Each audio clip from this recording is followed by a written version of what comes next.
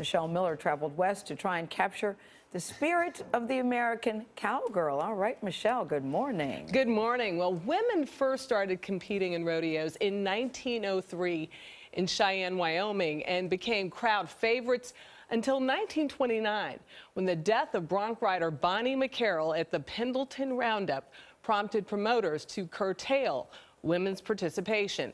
Nowadays, women have their own rodeo association, but being a cowgirl is more than competing in games. It's an entire way of life.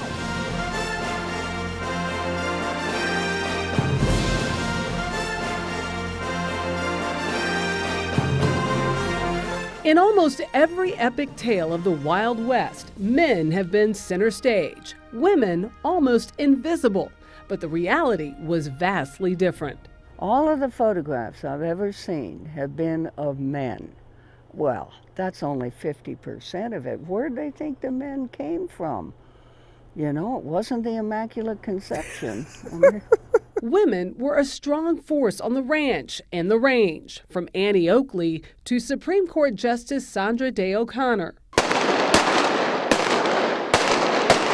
And they still are today. There you go. Women like rancher Barbara Van Cleve, who's been photographing the cowgirl way of life since she was 11 years old. You shoot everything on top of a horse? I'm so short that it helps to get a little elevation. She recently joined a group of women on a good old-fashioned cattle drive at the Paws Up Resort outside of Missoula, Montana. I went over after a cow and a calf, and I thought I had her, and she went through the fence.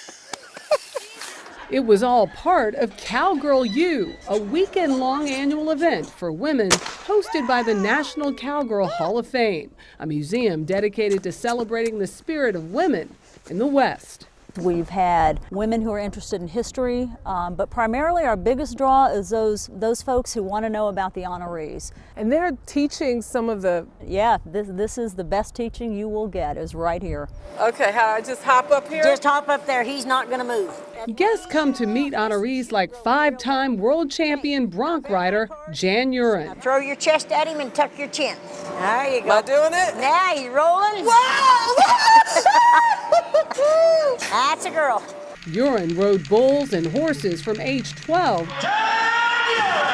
until she retired at 63, along the way collecting an impressive record of injuries.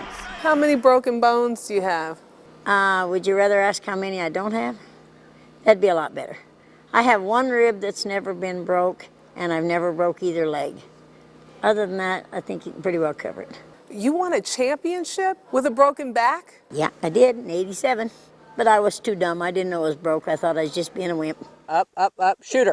Lindy Burch knows her way around a shotgun, but made her name in the male-dominated sport of cutting horses, where a rider uses a horse to separate a cow from the herd.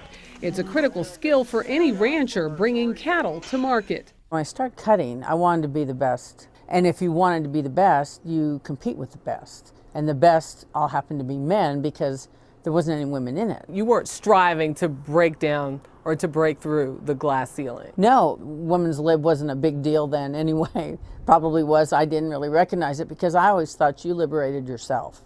In 1980, Burch became the first woman in the 100-year history of the sport to win the National Cutting Horse Championship. If you work hard and you're good, you can gain anybody's respect. So are we going to shoot? Yep, we're going to shoot. A critical tool for women in the Old West was a gun.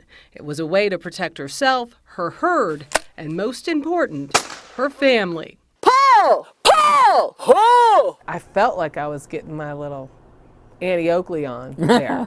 But you were very enthusiastic about the pull part. Pull! Shoot him. Yeah! That's how it's done. I think being a cowgirl is you keep trying and you don't give up, no matter what you're doing.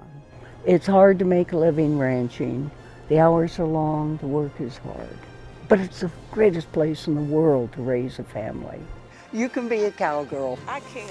I think maybe they ought to make you an honorary member.